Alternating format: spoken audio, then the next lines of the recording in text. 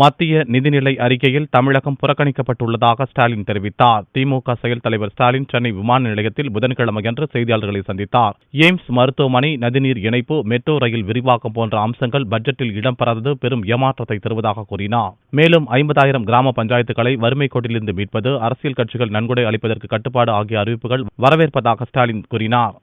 இந்த நாட்டினுடைய முதுகெலும்புகளாக விளங்கிக் கொண்டிருக்கக்கூடிய விவசாய பெருங்குடி மக்கள் குறிப்பாக தற்கொலை செய்து கொள்ளக்கூடிய நிலைமை இன்றைக்கு அவர்களுக்கு உருவாகியிருக்கிறது.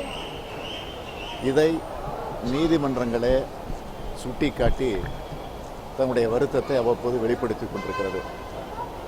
ஆனால் இன்றைக்கு மத்திய அரசு வெளியிட்டிருக்கக்கூடிய இந்த நிதிநிலை அறிக்கையில் அவர்களுடைய கடனை கூட தள்ளுபடி செய்ய முடியாத நிலையில் அந்த அறிவிப்பு இடம்பெறாதது உள்ளபடியே வேதனைக்குரிய ஒன்றாக இருக்கிறது.